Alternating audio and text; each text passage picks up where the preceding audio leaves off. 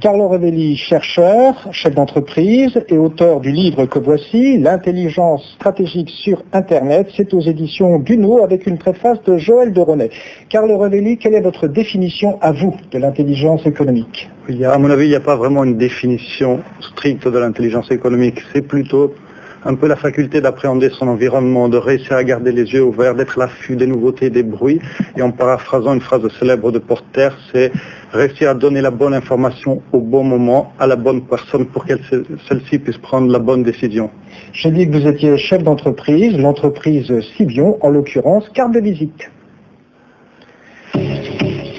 Cibion, société de conseil, donne accès à 6 activités directement liées à la recherche et au traitement de l'information sur le web. Cibon premier, marketing, référencement, analyse stratégique.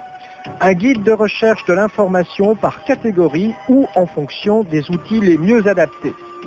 Un observatoire des activités bancaires en ligne avec notamment des études sur les marchés des capitaux.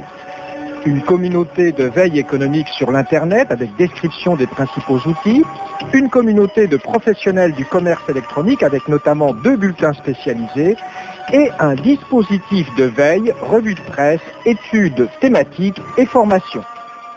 Cédric.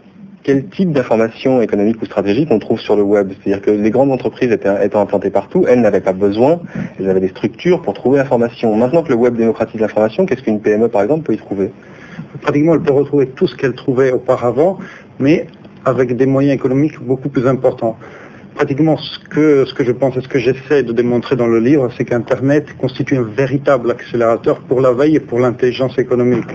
Tout simplement parce que le potentiel informationnel est incroyable, mais c'est vrai que les mêmes informations, on peut les trouver par d'autres moyens. Ce qui change au jour d'aujourd'hui avec Internet, c'est qu'on peut le trouver plus rapidement et à moindre coût. C'est pour cette raison que Internet va démocratiser et va rendre la veille et l'intelligence économique à la portée de toutes les entreprises, notamment des PME. Mais concrètement, ça veut dire quoi? Surveiller, par exemple, ce que fait le concurrent. Si je suis un fabricant de parapluies, je surveille ce que fait la concurrence internationale sur le marché du parapluie. C'est-à-dire que je m'informe sur Internet en allant visiter tous les sites.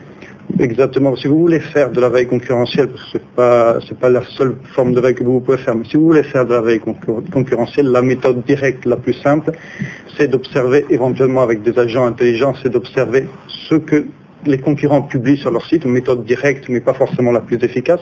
Puis il y a une méthode indirecte qui consiste à surveiller des revues qui peuvent parler du concurrent, des bulletins, des bases de données commerciales.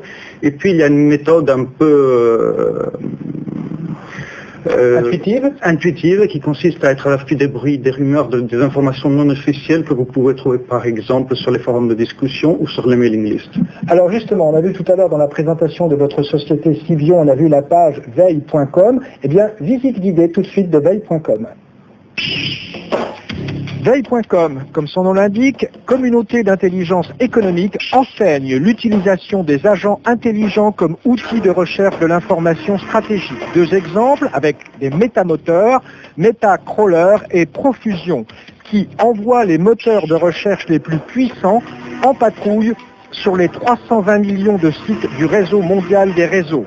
Ici, Profusion va trouver en quelques instants 55 sources d'informations concernant la firme Microsoft. 3 expériences de veille économique. Quam explore les bases de données commerciales, de propriété industrielle et d'informations financières. DAFSA se livre à des études par branche d'activité avec des synthèses en compilation sur CD-ROM. Enfin, Intelligence en ligne avec un bulletin régulier qui propose notamment des analyses pointues sur certains événements à la croisée de la technologie et de l'économie.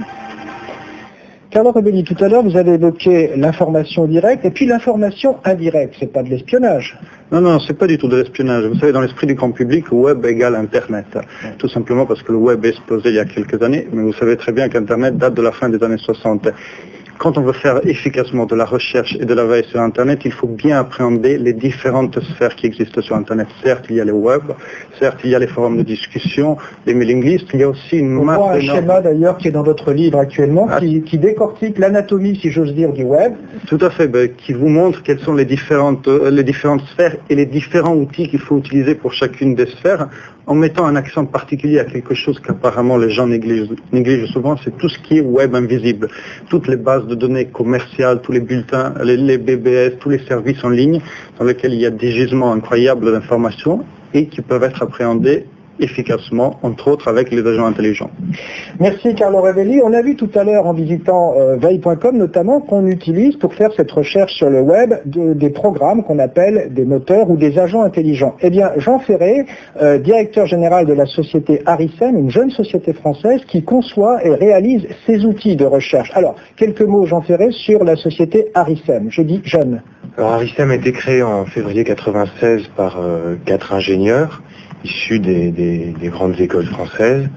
Et en fait, on a développé autour d'une technologie qui est née au sein en fait du renseignement militaire, des outils capables de lire très rapidement des centaines de milliers de documents pour en extraire justement les 10 ou les 20 ou les 100 qui sont pertinents par rapport à une problématique particulière, avec une technologie d'analyse sémantique qui est relativement révolutionnaire.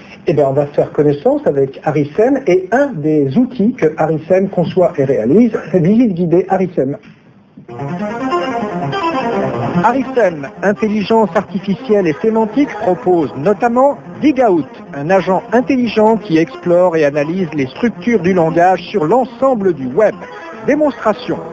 D'abord, on mobilise les moteurs. Ce sont des programmes aptes à trouver l'info sur le web. Ensuite, on lance une recherche en posant très simplement une question qui est automatiquement traduite en anglais. Puis, on définit la zone de recherche sur le réseau des réseaux. Alors, Digout se met à éplucher tous les sites, les pages personnelles et les forums de discussion qui passent à la portée de ces moteurs de recherche se comportant comme de fins limiers. Digout repère les structures de langage susceptibles de contenir, en français ou en anglais, un élément de réponse à la question posée. La traque et les filatures peuvent durer des heures. En une demi-heure, Digout trouve 20 800 éléments de réponse qu'il propose ensuite de trier, de filtrer et d'analyser. Il établit par exemple